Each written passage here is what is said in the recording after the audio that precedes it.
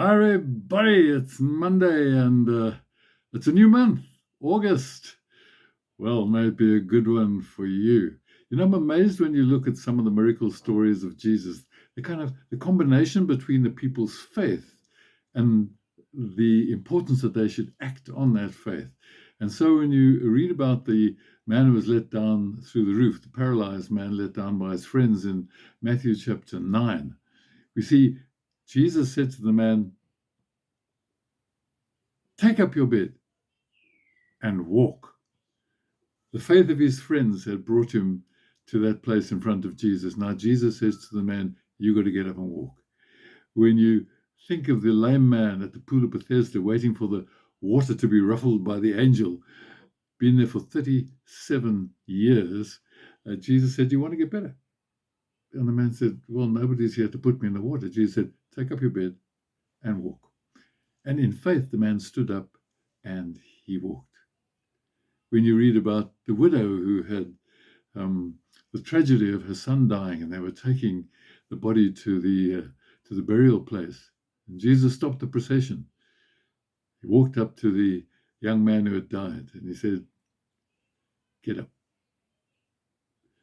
Took his hand, and the man sat up, and he began to talk. So when Jesus sets us free, he wants us to walk, and he wants us to talk for him. We need to put our faith into action. I want to tell you the story about an amazing woman, and her name was Fanny Crosby. I'm sure many of you have heard of her. She was born in 1820, a long time ago in America, and at 6 months old, something went wrong medically. There was a mistake that was made, and she was blind, completely blind for the rest of her life. But she lived a most incredible life. When she was a very young girl, she gave her life to Christ and wanted to serve him in every way. And she wasn't able to go to school because in those days there was no provision for blind people to be able to go to school. And so it was only at the age of 15 that she went into any kind of formal education, because there was an institute for the blind that began in New York, and they had a school.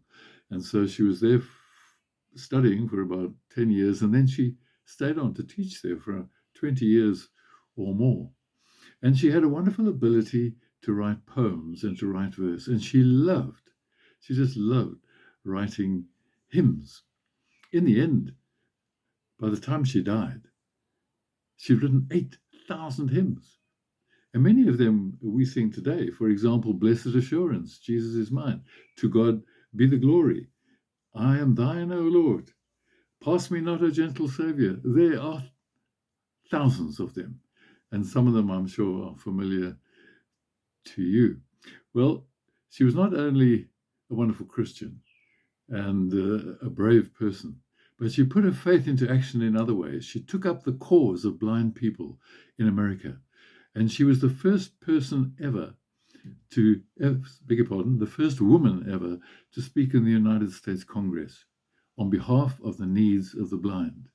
And she did an enormous amount for the cause of blind people. She was a very engaging speaker, and she was very popular and invited to preach at different places. She eventually got married to a man called Alexander von Alstein. Now, he was a blind organist, and they had a good life together. She only had one child, but sadly, this little child died when it was very young.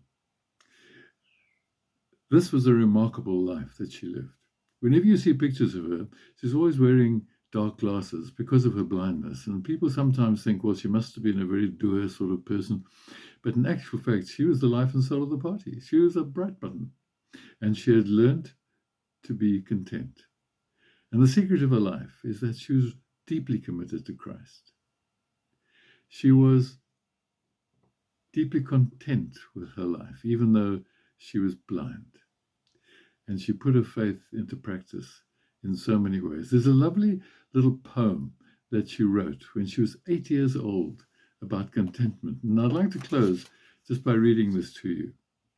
It says, "Oh, what a happy soul I am, although I cannot see. I am resolved that in this world contented I will be." Oh, there's so many lessons to learn from her. So as we seek to put our faith into practice this week, and maybe the road gets a bit tough, remember Fanny Crosby, blessed assurance. To God be the glory. Cheers for now and have a great week. Bye now.